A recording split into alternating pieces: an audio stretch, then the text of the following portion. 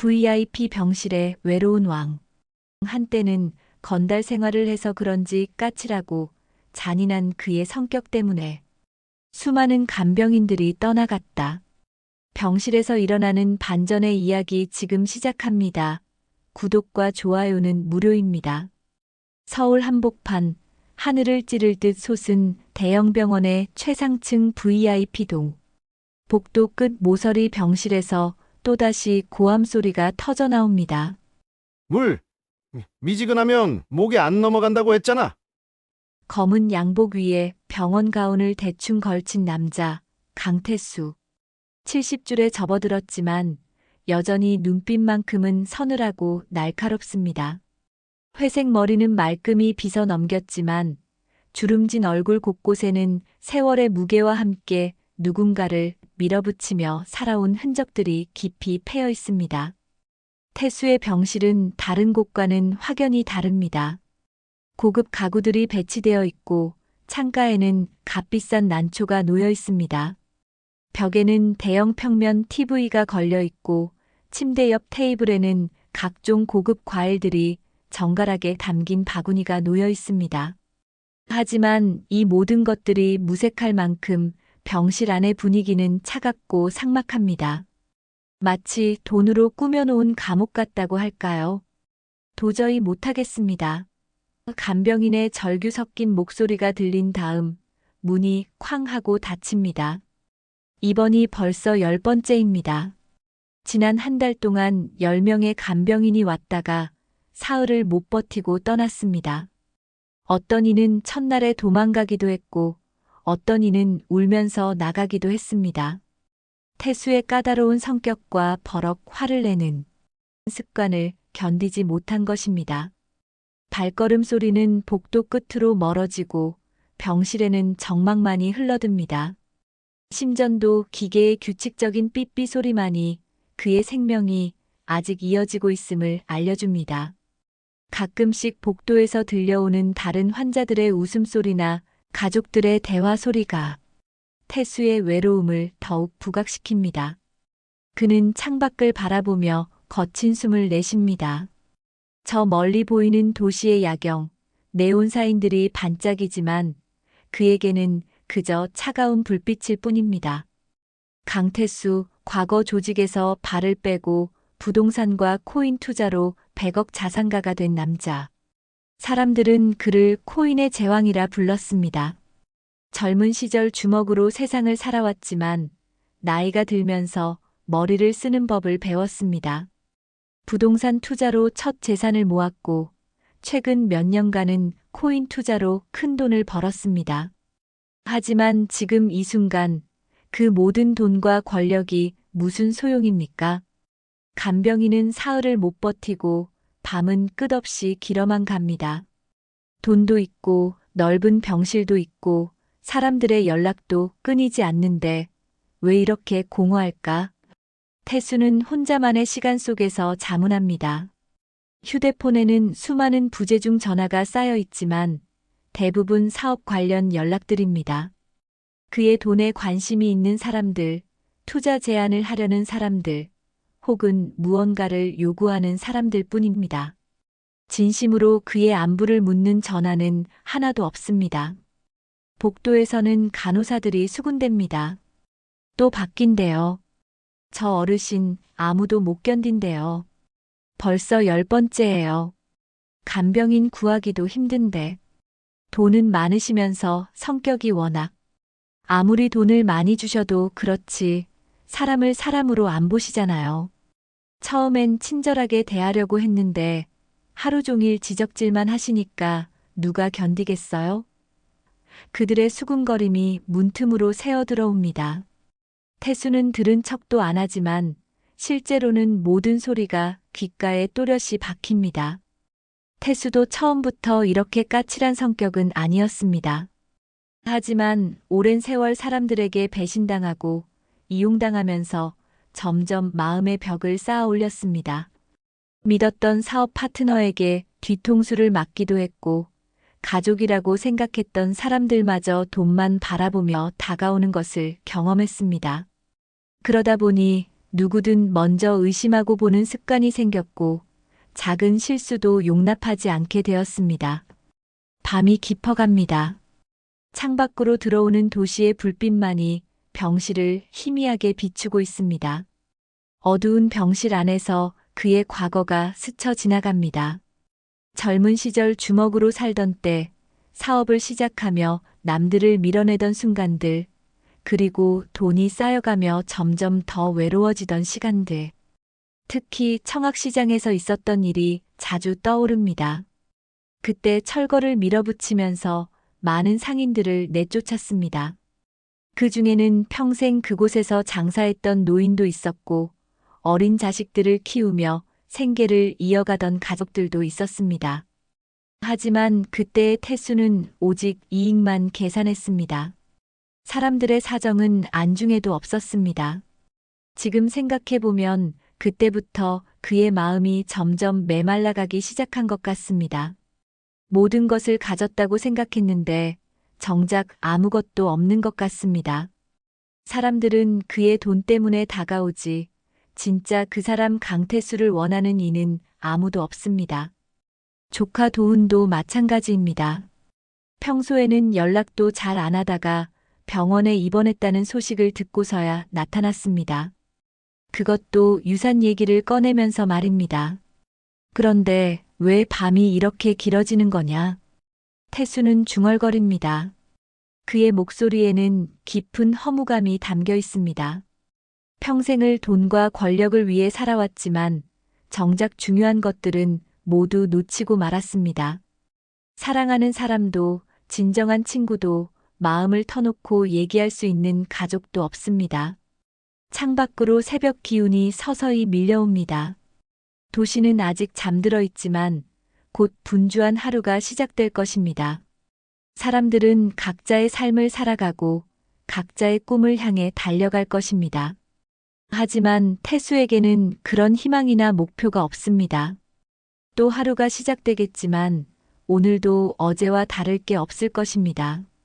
간병인을 부르고 화를 내고 또 혼자 남겨질 것입니다. 병실 구석에는 태수가 받은 각종 화환들이 놓여 있습니다. 사업 관계자들이 보낸 것들이지만 형식적인 인사일 뿐입니다. 화환에 적힌 문구들도 천편일률적입니다. 빠른 쾌유를 빕니다. 건강하세요 같은 말들. 진심이 담긴 메시지는 하나도 없습니다. 이것이 그가 쌓아온 인간관계의 실체입니다. 태수는 다시 한번 창밖을 바라봅니다. 저 멀리 보이는 건물들 사이로 새벽빛이 스며들고 있습니다. 새로운 하루의 시작을 알리는 빛이지만 그에게는 그저 시간이 흘러간다는 것을 확인해주는 신호일 뿐입니다. 이것이 그가 쌓아온 인생의 마지막 모습입니다. 모든 것을 가졌지만 아무것도 없는 부유하지만 가난한 노인의 모습 말입니다. 아침 햇살이 병실 창문을 통해 스며들 무렵 복도에서 조심스러운 발걸음 소리가 들려옵니다. 박영숙, 60대 중반의 여인이 낡은 손가방을 꼭 껴안고 병실 앞에 서 있습니다. 시장에서 장바구니를 들고 다니며 닳고 다른 손, 편의점 야간 청소로 생계를 이어가며 굳어진 어깨.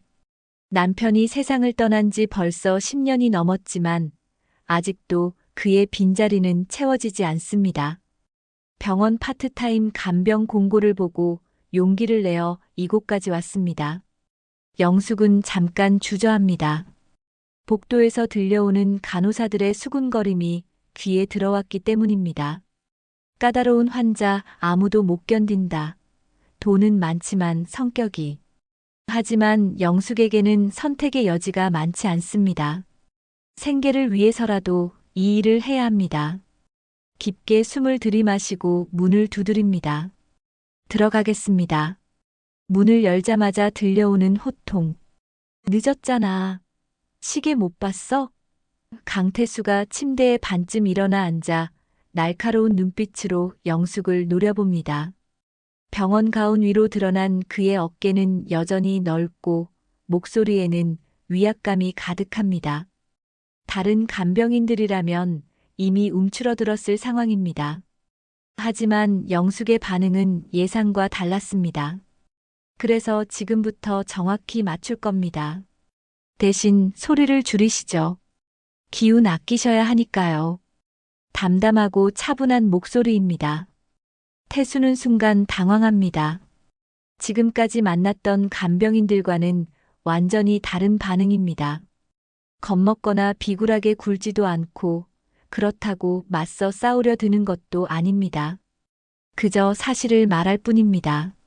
너, 이름이 뭐야? 태수가 조금 누그러진 목소리로 묻습니다. 박영숙입니다. 시간당 계산은 깐깐하니까 미리 말씀드려요. 영숙은 가방에서 수첩을 꺼내 펼쳐 보입니다. 꼼꼼히 적힌 메모들과 시간표가 보입니다. 태수는 이런 간병인을 처음 봅니다. 돈에 쩔쩔매는 것도 아니고 그렇다고 아첨하는 것도 아닙니다. 첫 만남은 차갑지만 묘하게 균형이 맞습니다. 영숙은 태수가 요구하는 물의 온도를 손가락으로 직접 재어봅니다.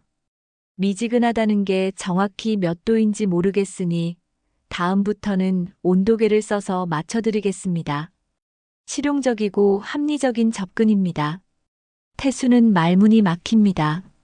점심시간 영숙은 병원 식단표를 자세히 살펴봅니다.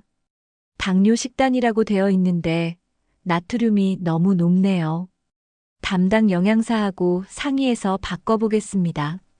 태수가 반문합니다. 내가 뭔데 식단까지 간섭해?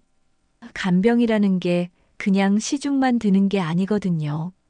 건강 회복이 목표니까 방법을 찾아야죠. 영숙의 마음속에는 분명한 원칙이 있습니다. 사람 성질이 독한 것과 몸이 아픈 건 별개다. 일은 일로 하자. 그는 화를 내고 고함을 치지만 결국 아픈 사람입니다. 그리고 영숙 자신도 생계를 위해 이곳에 온 것이니 최선을 다해야 합니다. 오후가 되자 태수는 영숙을 유심히 관찰합니다. 다른 간병인들처럼 눈치를 보거나 비위를 맞추려 하지 않습니다. 그렇다고 무례하지도 않습니다. 그저 해야 할 일을 묵묵히 할 뿐입니다. 물을 갖다 주면서도 온도를 확인하고 약을 정리하면서도 복용법을 다시 한번 체크합니다. 꼼꼼하고 성실합니다. 당신, 이런 일 오래 했어? 태수가 물어봅니다. 간병은 처음이에요. 하지만 아픈 사람 돌보는 건 익숙해요. 남편이 오래 아팠거든요. 영숙의 목소리에 잠깐 그늘이 스칩니다. 태수는 더 이상 묻지 않습니다. 사람마다 저마다의 사연이 있다는 걸 그도 알고 있기 때문입니다. 해가 저물어 갑니다. 영숙은 다음 날 일정을 정리하며 수첩에 메모를 합니다. 내일부터는 오전 8시에 오겠습니다. 오늘 보니까 새벽에 깨시는 것 같던데 그때 필요한 게 있으면 미리 준비해 놓겠어요. 태수는 고개를 끄덕입니다. 이상하게도 오늘은 화가 나지 않습니다. 다음 날 아침 영숙은 약속한 시간보다 10분 일찍 도착합니다.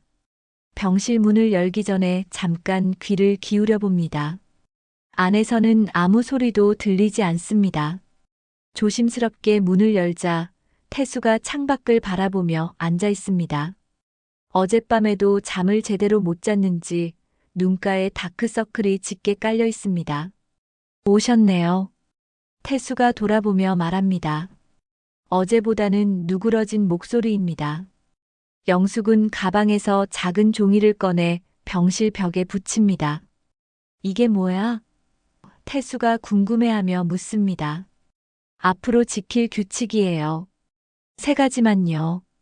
영숙이 붙인 종이에는 단정한 글씨로 3줄이 적혀 있습니다. 첫째, 새벽엔 호통 금지. 둘째, 약은 본인 눈앞에서 확인하고 삼키기. 셋째, 매일 10분 산책. 태수는 어이없다는 표정으로 영숙을 바라봅니다. 누가 너한테 명령권 줬냐? 목소리에 다시 날이 섭니다. 간병은 계약이고 건강은 협업이죠. 싫으면 해지하시고요. 영숙의 대답은 여전히 담담합니다. 태수는 순간 할 말을 잃습니다. 지금까지 만난 사람들 중에 이렇게 당당하게 맞서는 사람은 없었습니다. 그런데 이상하게도 기분이 나쁘지 않습니다. 오히려 쿡 하고 웃음이 나옵니다. 재밌네, 이 아줌마. 첫 번째 규칙 시험은 그날 새벽에 찾아옵니다. 태수가 새벽 4시에 깨어 물을 달라고 하려는 순간 벽에 붙은 종이가 눈에 들어옵니다. 새벽엔 호통 금지. 태수는 잠깐 망설이다가 평소보다 훨씬 작은 목소리로 말합니다. 영숙 씨, 물 좀. 영숙은 즉시 일어나 물을 가져다 줍니다. 온도 괜찮으세요? 태수는 고개를 끄덕입니다. 두 번째 규칙도 순조롭게 정착됩니다. 영숙은 매번 약을 가져올 때마다 태수 앞에서 약봉지를 열고 약의 종류와 개수를 함께 확인합니다. 혈압약 2알, 당뇨약 1알, 소화제 1알. 맞죠? 태수도 처음에는 귀찮아했지만 점차 이런 꼼꼼함이 마음에 들기 시작합니다. 적어도 실수로 잘못된 약을 먹을 일은 없을 테니까요. 가장 큰 도전은 세 번째 규칙이었습니다. 매일 10분 산책. 태수는 완강히 거부합니다. 나이 70에 뭔 산책이야. 여기 침대가 얼마나 편한데. 하지만 영숙은 물러서지 않습니다. 혈액순환이 안 되면 회복이 더뎌져요. 휠체어라도 타고 복도를 돌아보세요. 결국 태수는 마지못해 휠체어에 앉습니다. 첫 번째 산책은 어색하기 그지없습니다. 영숙이 휠체어를 밀고 복도를 천천히 돕니다. 다른 환자들과 보호자들이 지나가며 인사를 건넵니다. 태수는 처음에는 시선이 부담스러웠지만 점차 바깥 공기를 마시는 것이 나쁘지 않다는 걸 깨닫습니다. 병실에만 갇혀 있을 때와는 확실히 기분이 다릅니다. 산책 중에 병원 창문으로 밖이 보입니다. 병원 옆으로는 재개발이 한창인 구도심이 펼쳐져 있습니다. 크레인이 하늘을 찌르고 낡은 건물들이 하나둘씩 사라지고 있습니다. 태수의 눈이 멀어집니다.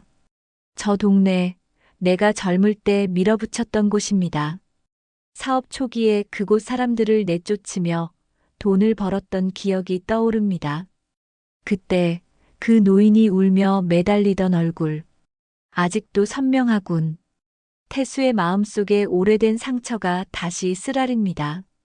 그때는 돈을 벌기 위해서라면 뭐든 할 수 있다고 생각했습니다. 하지만 지금 와서 돌아보니 그 모든 것들이 독이 되어 자신을 갉아먹고 있는 것 같습니다. 영숙은 태수의 표정이 어두워진 것을 눈치챕니다. 무슨 일인지는 모르지만 깊은 상처가 있다는 걸 직감적으로 알 수 있습니다. 춥습니다. 들어가죠.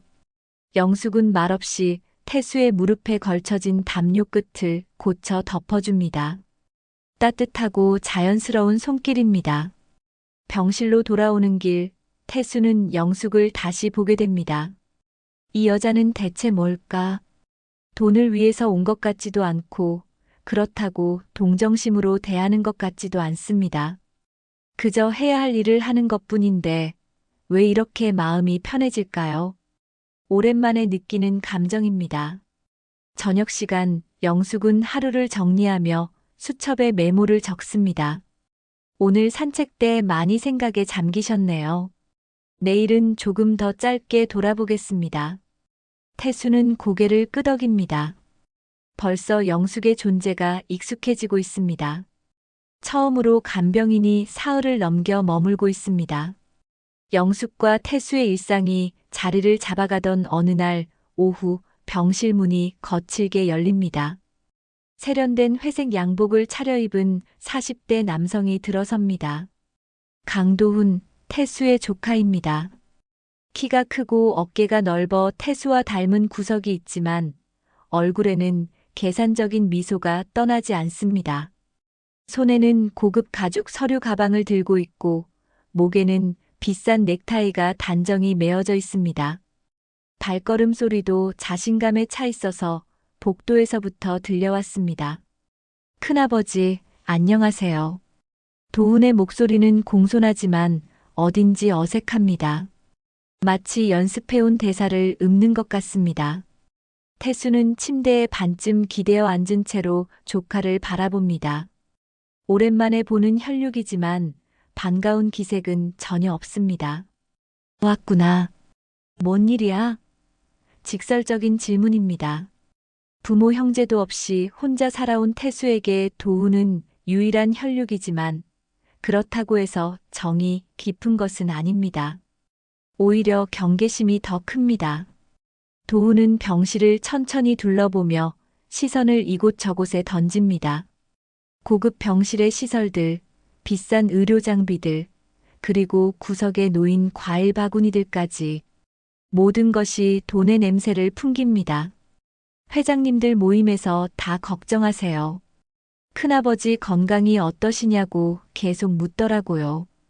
특히 김 회장님은 매번 안부를 물어보시던데요. 그의 말에는 과장이 섞여 있습니다. 실제로는 태수의 병세를 궁금해하는 사람보다는 그의 재산 상황을 알고 싶어하는 사람들이 더 많습니다. 그때 도훈의 시선이 영숙에게 머뭅니다. 영숙은 구석에서 태수의 약을 정리하고 있었는데 도훈의 날카로운 시선을 느끼고 고개를 들어 정중히 인사합니다. 안녕하세요. 담담하고 차분한 목소리입니다. 도훈은 영숙의 옷차림과 손짓을 유심히 관찰합니다. 값싸 보이는 옷, 거친 손, 그리고 소박한 외모. 전형적인 서민층 여성입니다. 아, 새로 오신 간병인 분이시군요. 이전 분들은 어디 가셨나요? 도훈의 질문에는 탐색의 의미가 담겨 있습니다. 간병인이 자주 바뀐다는 것은 태수의 성격을 알고 있기 때문에 예상된 일이지만 이 여자가 얼마나 오래 버틸지 궁금합니다. 태수가 퉁명스럽게 대신 대답합니다. 다 내쫓았지. 이 사람만 남았어. 그 말을 들은 도훈의 표정이 미묘하게 변합니다. 간병인이 오래 머물수록 큰아버지에게 영향력을 행사할 가능성이 높아지기 때문입니다. 그런데 큰아버지, 사실 제가 온 이유가 따로 있어요. 도훈은 서류 가방에서 두꺼운 파일을 꺼냅니다. 파일 안에는 각종 투자 보고서와 재산 관리 서류들이 빼곡히 들어 있습니다. 요즘 주식시장이 워낙 불안정하잖아요. 특히 큰아버지께서 투자하신 코인 쪽은 더욱 변동성이 심하고요. 포트폴리오 정리가 시급할 것 같은데 제가 도와드릴까 해서요. 그의 목소리에는 걱정스러운 척하는 뉘앙스가 있지만 태수는 그 속내를 훤히 꿰뚫어 보고 있습니다. 태수는 서류를 한 장도 보지 않고 냉소적인 웃음을 짓습니다. 투자 손실이 걱정되어서? 아니면 내가 죽기 전에 재산이 줄어들까봐 걱정되어서? 직설적인 질문에 도훈의 얼굴이 순간 당황스러운 빛을 보입니다. 뭔 소리세요? 그냥 큰아버지 걱정되어서 그러는 거예요. 유산 정리는 제가 도와드릴게요. 법무사 친구도 있고 세무 쪽도 잘 알거든요. 특히 상속세 절약하는 방법들도 많이 알고 있어요. 도훈은 점점 본심을 드러내기 시작합니다. 그의 눈에는 탐욕의 빛이 어리기 시작합니다. 태수는 그런 조카의 모습을 보며 더욱 차가운 표정을 짓습니다. 내 돈 냄새에 벌써 취했구나. 날카로운 한마디에 도훈의 얼굴이 순간 굳어집니다. 하지만 금세 억지 웃음을 지으며 변명합니다. 그게 아니라 정말 큰아버지를 위해서. 영숙은 조용히 약 정리를 계속하면서도 이들의 대화를 듣고 있습니다. 오랜 세월 편의점에서 야간 근무를 하며 별의별 사람들을 다 만나봤기 때문에 사람들의 속내를 읽는 눈이 생겼습니다. 도훈의 진짜 목적이 무엇인지 대충 감이 옵니다. 돈에 대한 욕심, 그리고 그것을 감추려는 가식적인 태도. 마치 예전에 편의점에서 만났던 몇몇 손님들과 비슷합니다. 돈을 빌려달라고 하면서도 온갖 핑계를 대던 사람들 말입니다. 그날 밤 영숙은 태수의 환자 파일을 정리하다가 파일 틈에 끼어 있는 낡은 사진 한 장을 발견합니다.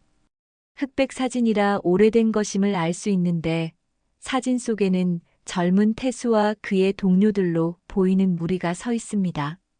모두들 거친 인상에 검은 양복을 입고 있어서 마치 조직원들 같습니다. 그런데 더욱 눈에 띄는 것은 뒤편에 걸린 현수막입니다. 청학시장 철거 반대라고 적혀 있습니다. 사진 속 태수는 지금보다 훨씬 젊지만 눈빛만큼은 지금과 똑같이 차갑고 날카롭습니다. 영숙의 마음속에 복잡한 감정이 일어납니다. 아, 그래서 사람을 이렇게 밀어붙이는구나. 누군가를 밀어내며 버텨온 세월이 이런 성격을 만들었구나. 사진 속 현수막을 보니 대충 짐작이 갑니다. 태수가 젊었을 때 했던 일들, 그리고 그 과정에서 상처받았을 사람들. 하지만 동시에 안타까운 마음도 듭니다. 아무리 거칠고 무뚝뚝해도 결국은 혼자서 살아온 외로운 노인일 뿐이니까요. 그 많은 돈도 결국 외로움을 달래주지는 못하는 것 같습니다. 다음 날 아침 도훈이 다시 나타납니다. 이번에는 더욱 구체적인 서류들을 가져왔습니다. 투자 분석표, 세무 절약 방안, 그리고 각종 계약서 초안들까지. 큰아버지, 이거 한번 보세요. 세무 최적화 방안이에요. 이렇게 하면 상속세를 상당히 줄일 수 있어요. 하지만 태수는 서류를 보지도 않고 밀어냅니다. 필요 없어. 내 돈은 내가 알아서 해. 도훈의 얼굴에 살짝 짜증이 스칩니다. 예상보다 큰아버지가 완강합니다. 그때 도훈의 시선이 영숙에게 향합니다. 이모님. 갑작스럽게 영숙을 부르는 도훈의 목소리에는 경고의 뉘앙스가 담겨 있습니다. 어르신께 너무 붙지 마세요. 간병비는 곧 정산할 테니까요. 은근한 협박입니다. 영숙이 태수에게 너무 깊이 관여하지 말라는 뜻입니다. 돈으로 간병인을 조종할 수 있다고 생각하는 것입니다. 하지만 영숙의 대답은 단호합니다. 정산은 병원과 하죠. 저는 환자 편입니다. 예상치 못한 대답에 도훈이 당황합니다. 보통 간병인들이라면 협박에 움츠러들거나 비굴하게 굴 텐데 이 여자는 전혀 다릅니다. 오히려 더욱 당당하게 자신의 입장을 밝힙니다. 태수는 이 모든 상황을 지켜보며 묘한 만족감을 느낍니다. 도훈이 병실을 나간 지 이틀 후 그는 더욱 치밀하게 준비해서 돌아옵니다. 이번에는 혼자가 아닙니다. 단정한 정장을 입은 중년 남성이 함께 들어오는데 그의 손에는 두꺼운 서류철이 들려 있습니다. 검은색 가죽 가방에서 나오는 서류들의 바스락거리는 소리가 병실의 정적을 깨뜨립니다. 큰아버지, 소개해드릴게요. 이분은 김 법무사님이세요. 제가 법적인 자문을 받기 위해 모셔왔어요. 도훈의 목소리에는 이전보다 더욱 확신에 찬 어조가 담겨 있습니다. 마치 모든 준비를 완벽하게 마친 사람의 여유로움 같은 것이 느껴집니다.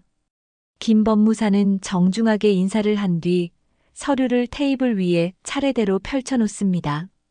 각종 투자 분석표, 법적 서류들, 그리고 복잡한 도표들이 병실 탁자를 가득 채웁니다. 어르신 현재 보유하고 계신 자산 규모를 보니 상당히 복잡한 구조로 되어 있더군요. 특히 코인 투자 부분은 변동성이 워낙 심해서 지금 정리하지 않으면 큰 손실을 볼 수도 있습니다. 어제만 해도 주요 코인들이 15%나 급락했거든요.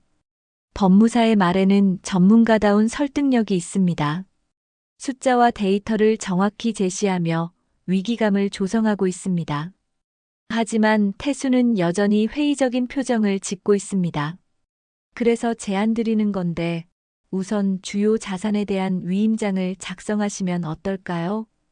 도훈이 서류철에서 미리 준비해온 위임장을 꺼냅니다. 깔끔하게 정리된 법적 문서에는 이미 도훈의 이름이 수임자로 기재되어 있고 태수가 서명만 하면 되도록 준비되어 있습니다. 큰아버지께서 병원에 계시는 동안 제가 대신 자산 관리를 해드리겠습니다. 물론 모든 중요한 결정은 큰아버지 승인을 받고 진행할 거예요.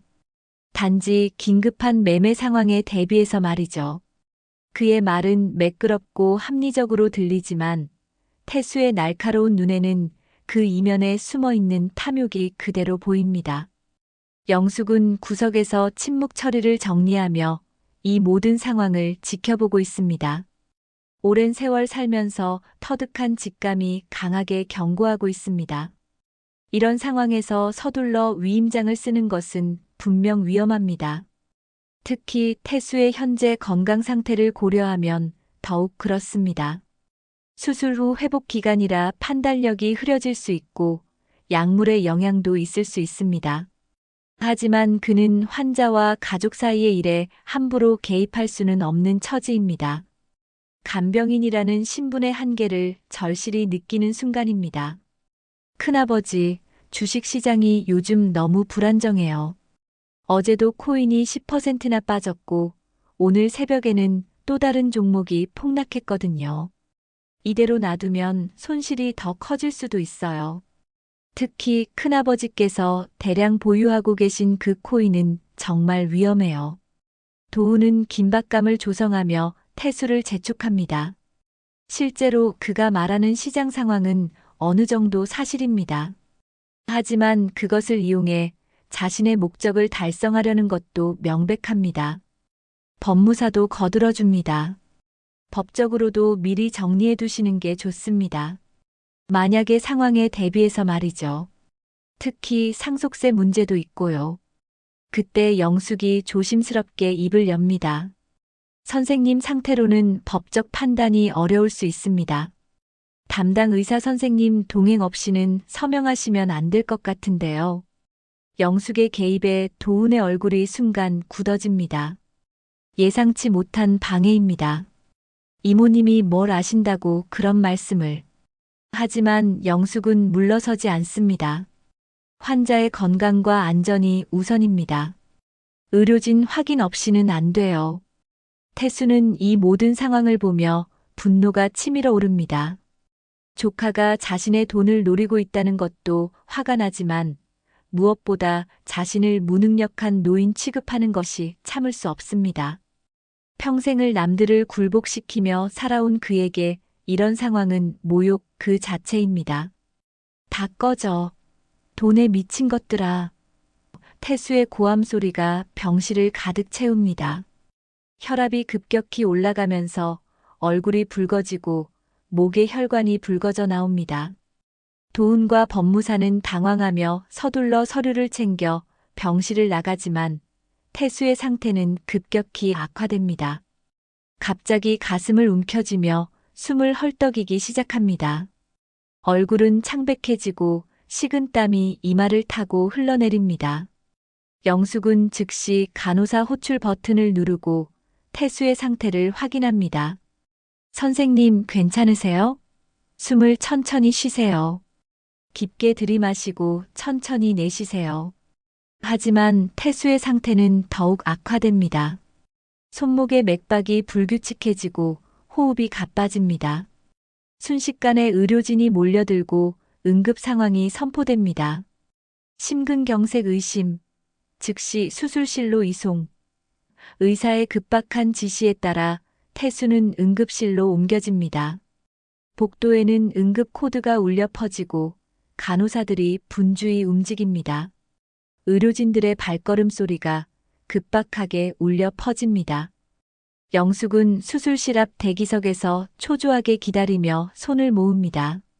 강태수 씨, 미움도 숨도 잠깐 접어두고 살아나오세요. 미련은 본인이 정리해야죠. 영숙의 속삭임은 수술실 문 너머로 사라집니다. 수술실 위쪽에 빨간 불이 켜져 있고 수술이 진행 중임을 알려줍니다.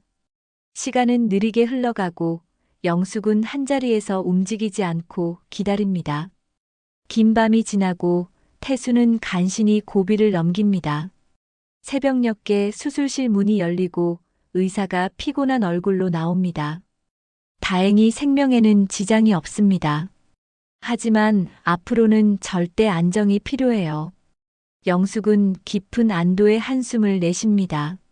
수술 후 중환자실로 옮겨진 태수 곁에는 영숙만이 있습니다. 병실에는 둘뿐입니다. 의식을 되찾은 태수가 약한 목소리로 말합니다. 나 사람답게 살았던 때가 있었나? 영숙 씨. 그의 목소리에는 평생의 회한이 담겨 있습니다. 영숙은 조용히 그의 손을 잡으며 대답합니다. 지금부터라도 하시면 되죠. 간단하지만 진심이 담긴 위로의 말입니다.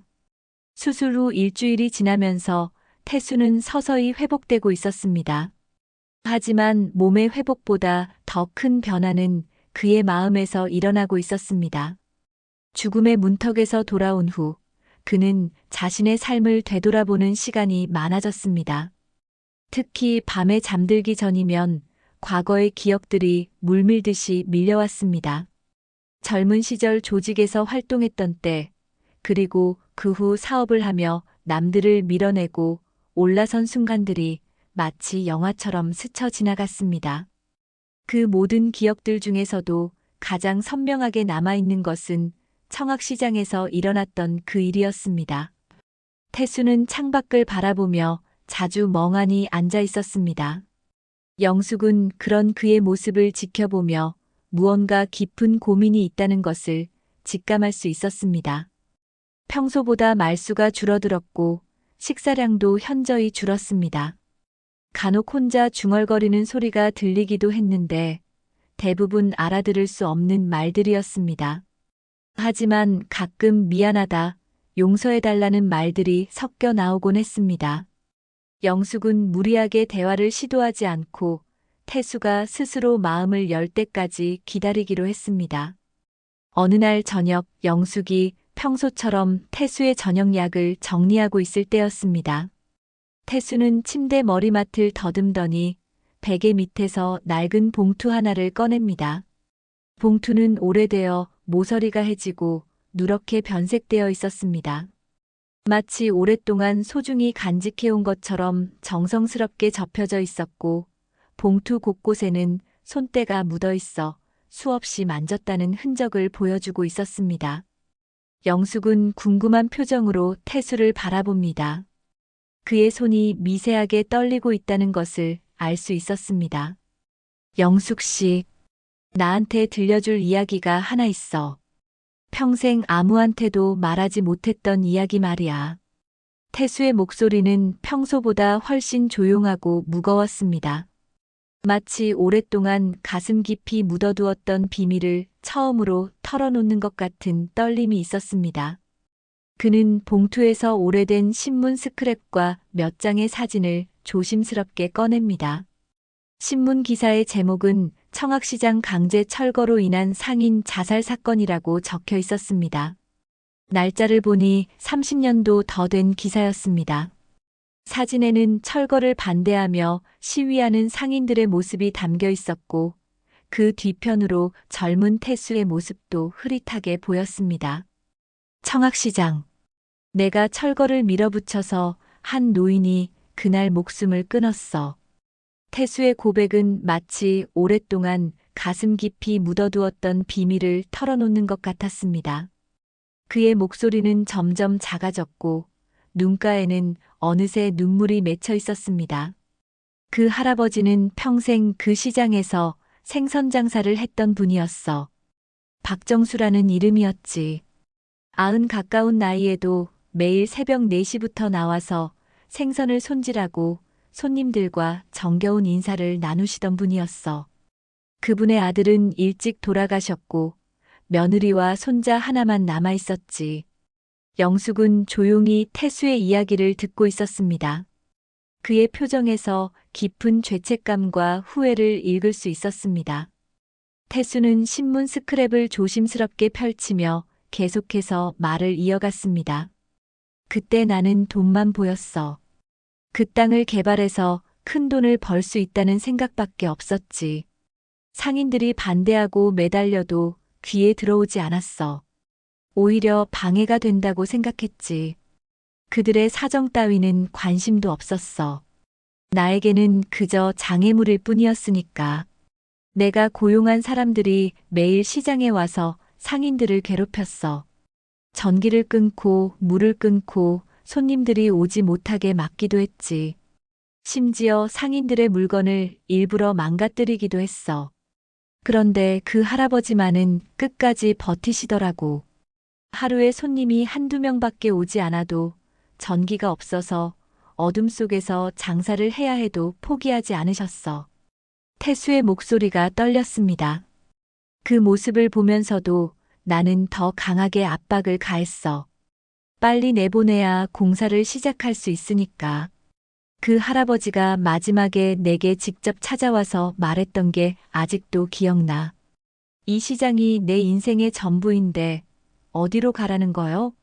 이 나이에 새로 시작하라는 거요? 손자 대학 등록금도 마련해야 하는데. 하면서 무릎까지 꿇고 울먹이시던 모습. 태수는 잠시 말을 멈추고 눈을 감았습니다. 그 순간의 기억이 여전히 생생하게 남아있는 것 같았습니다. 난 그때 뭐라고 대답했는지 알아? 시대가 변했으니까 적응하시라. 늙었다고 변화를 거부하면 안 된다. 다른 상인들은 다 나갔는데 왜 혼자만 고집을 부리느냐고 했어. 그렇게 차갑게.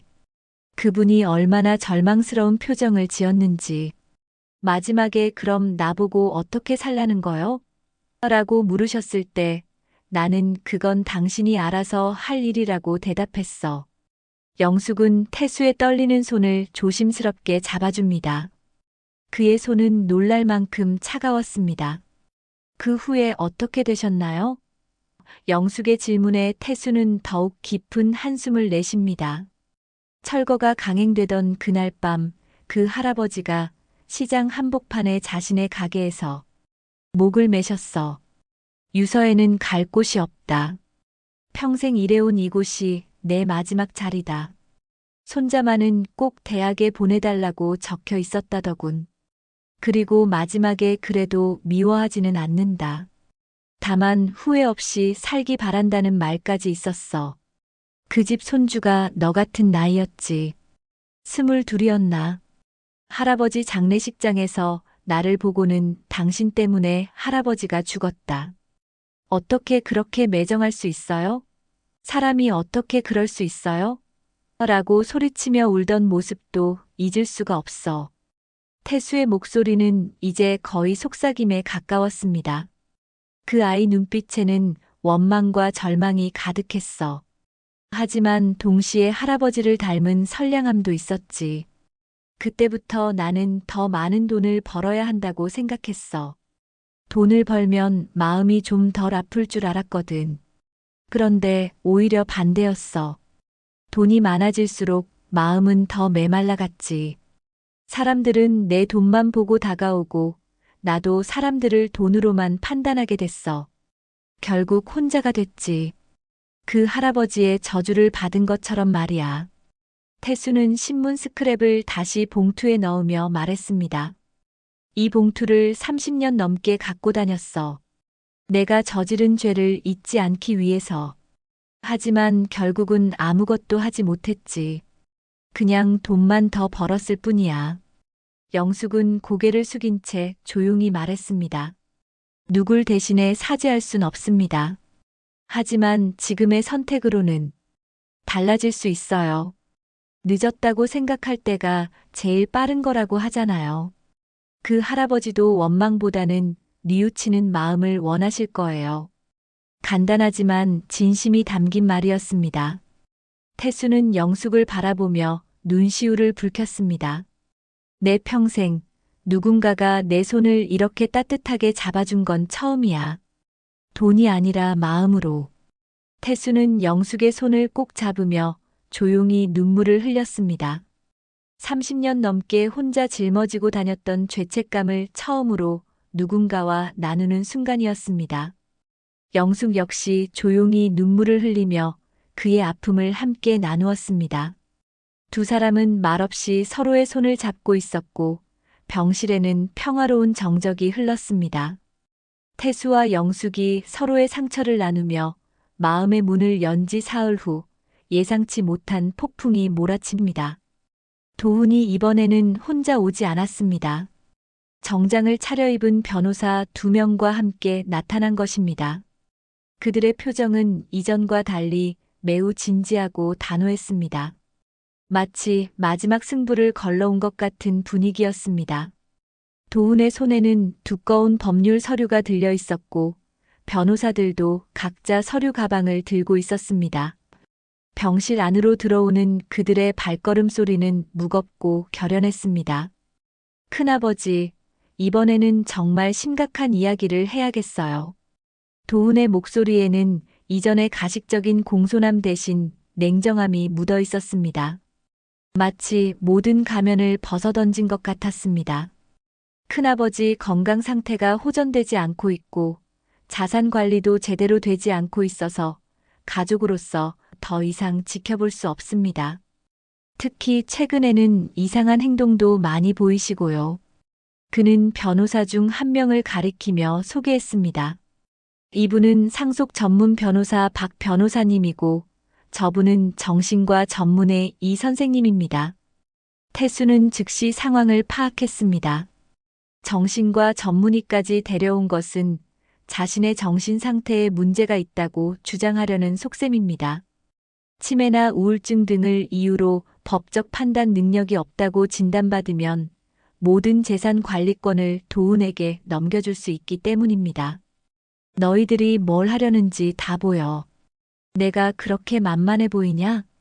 태수의 목소리에는 분노와 함께 오랜 세월 쌓인 경험에서 우러나오는 위압감이 담겨 있었습니다. 박 변호사가 나서서 차분하지만 단호한 목소리로 말했습니다. 어르신, 저희는 어르신을 위해서 온 겁니다. 현재 보유하고 계신 자산이 100억 원이 넘는데 관리가 제대로 되지 않으면 큰 손실을 볼 수 있습니다. 특히 요즘 같은 경제 상황에서는 더욱 그렇죠. 코인 시장의 변동성만 봐도 하루에 수십억이 들락날락하고 있습니다. 그의 말에는 전문가다운 설득력이 있었지만 태수는 속내를 훤히 꿰뚫어 보고 있었습니다. 결국 돈 이야기로 귀결되는 모든 대화들이 뻔해 보였습니다. 친족 상속이 법적으로 우선입니다. 박 변호사가 서류를 펼치며 계속했습니다.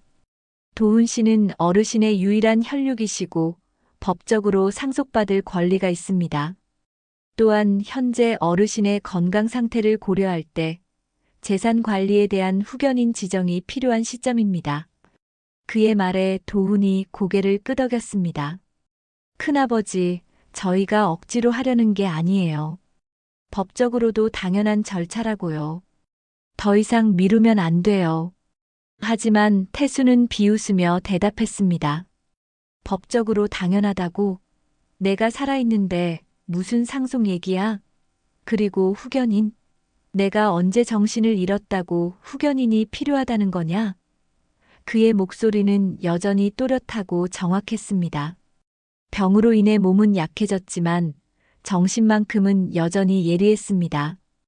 그때 정신과 전문의가 나섰습니다. 어르신, 간단한 인지능력 검사만 받아보시면 어떨까요? 요즘 고령자분들은 스트레스나 약물 때문에 판단력이 흐려질 수 있거든요.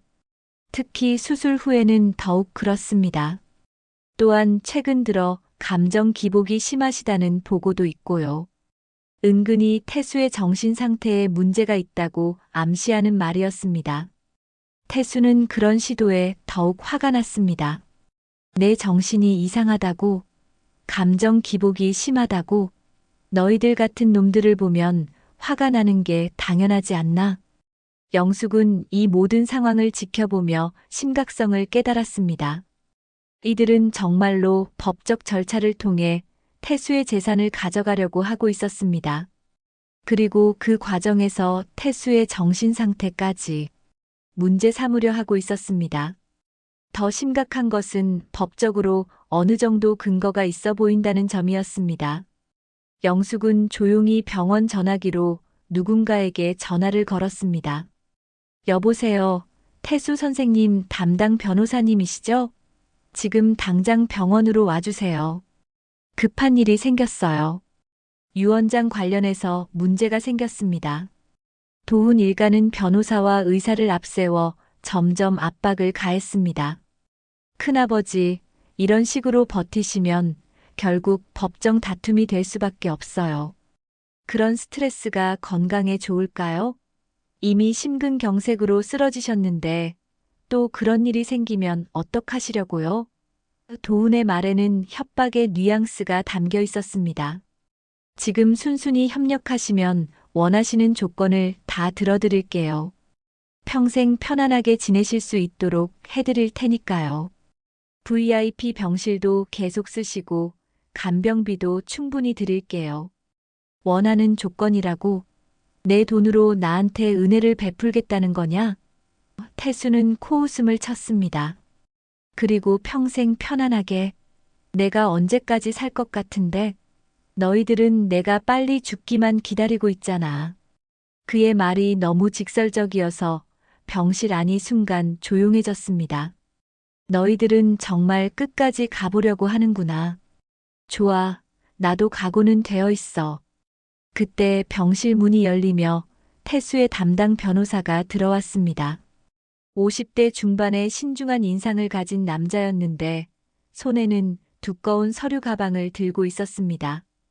그의 등장과 함께 병실의 분위기가 순간 바뀌었습니다. 안녕하세요. 강태수 선생님의 법률 대리인 정 변호사입니다. 그의 등장에 도훈의 얼굴이 굳어졌습니다. 예상치 못한 변수였기 때문입니다. 정 변호사는 차분하게 상황을 파악한 후 도훈 측 변호사들과 눈을 마주치며 말했습니다. 의뢰인의 의사에 따라 새로운 유언장을 작성하겠습니다. 공증인도 함께 입회할 예정입니다.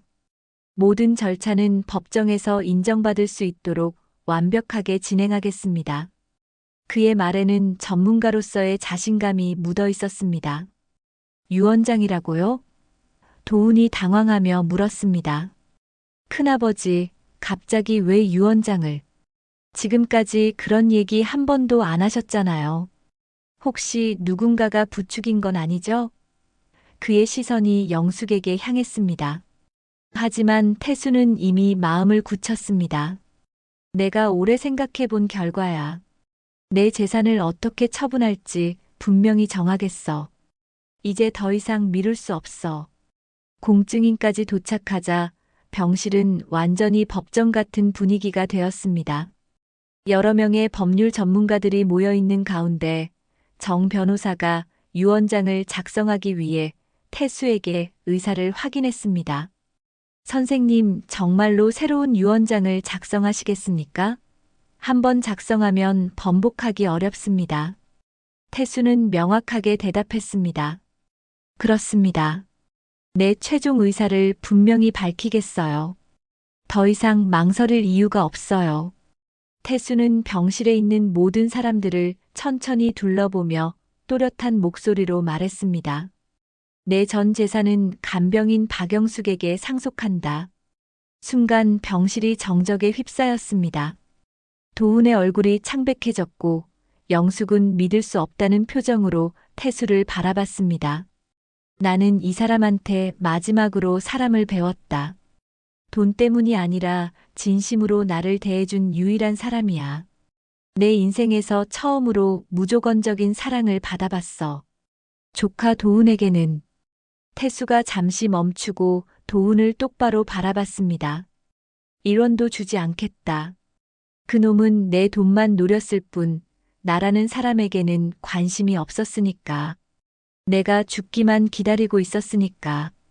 도훈은 얼굴이 붉어지며 소리쳤습니다. 이건 말이 안 돼요. 간병인에게 전 재산을. 그 여자가 뭔 수를 썼길래. 이건 분명 사기예요.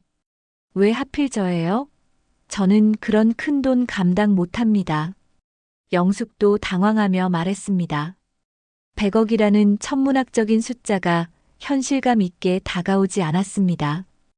하지만 태수는 영숙의 손을 꼭 잡으며 미소를 지었습니다. 그러니까 맡기는 거야. 독이 되지 않게. 약으로 쓰라고. 너는 돈에 욕심이 없는 사람이야. 그래서 믿을 수 있어. 그의 말에는 깊은 신뢰와 마지막 희망이 담겨 있었습니다. 도우는 유언 무효 소송을 외치며 난동을 부렸습니다. 이 유언장은 무효야. 정신 상태가 이상한 상태에서 작성된 거라고.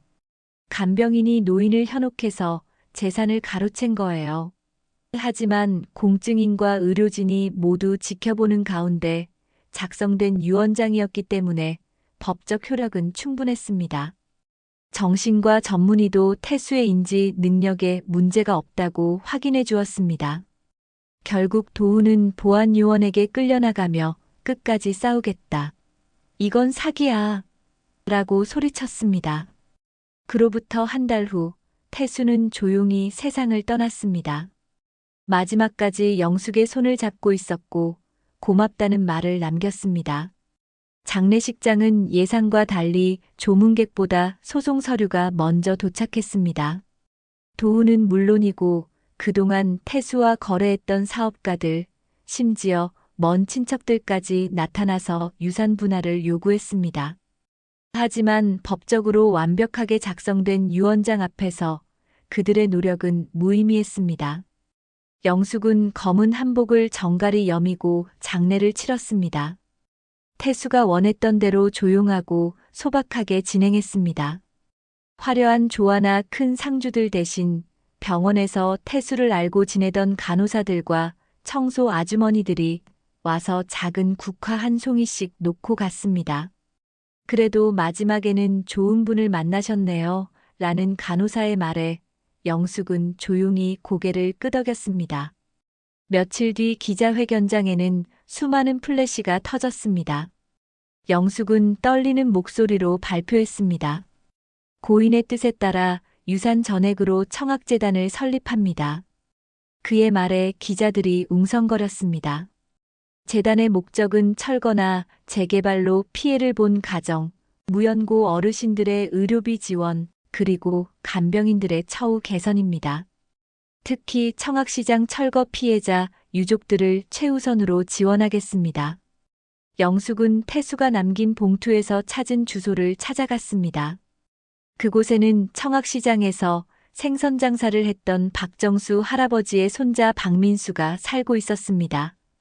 이제 50대가 된 민수는 영숙을 보고 처음에는 경계했지만 영숙이 태수의 사과 편지와 함께 거액의 보상금을 전하자 눈물을 흘렸습니다. 할아버지가 돌아가신 지 30년이 넘었는데 이제야 사과를 받네요. 죄송합니다. 너무 늦었습니다. 영숙이 깊이 고개를 숙이자 민수는 그를 일으켜 세웠습니다. 아니에요.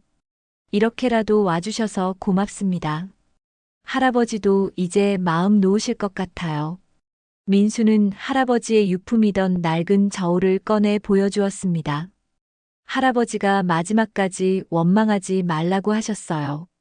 그분도 나름의 사정이 있었을 거라고. 한 달 후 청학재단 사무실이 문을 열었습니다. 태수가 젊은 시절 철거를 강행했던 바로 그 자리였습니다. 영숙은 재단 이사장이 되었지만 여전히 소박한 옷차림을 고수했습니다. 돈이 많아진다고 사람이 달라지면 안 되죠. 태수 선생님이 그걸 보여주셨잖아요. 직원들에게는 항상 이렇게 말했습니다. 재단에서는 매일 도움을 요청하는 사람들이 찾아왔습니다. 무연고 어르신들, 의료비 때문에 고생하는 가정들, 그리고 처우가 열악한 간병인들까지. 영숙은 모든 사람들을 직접 만나 이야기를 들었습니다. 도움을 받는 것도 용기가 필요해요. 부끄러워하지 마세요라고 말하며 따뜻하게 맞아주었습니다. 어느 날 영숙은 병원 어린이병동에 자원봉사를 나갔습니다. 아픈 아이들의 손을 잡아주며 이야기를 들어주는 것이 그의 새로운 일과가 되었습니다. 한 아이가 물었습니다. 할머니는 왜 우리한테 이렇게 잘해줘요? 영숙은 미소를 지으며 대답했습니다. 할머니도 예전에 누군가한테 많은 도움을 받았거든. 그 은혜를 갚는 거야. 창밖으로 봄비가 잔잔히 내립니다. 간호사가 다가와서 물었습니다. 이사장님, 힘들진 않으세요? 매일 이렇게 바쁘시면. 영숙은 웃으며 대답했습니다. 저는 이사장은 서툴고 간병은 오래 했죠. 아이들 밥부터 챙깁시다. 그의 얼굴에는 진정한 평화가 깃들어 있었습니다. 복도 끝에는 태수가 남긴 액자 하나가 걸렸습니다.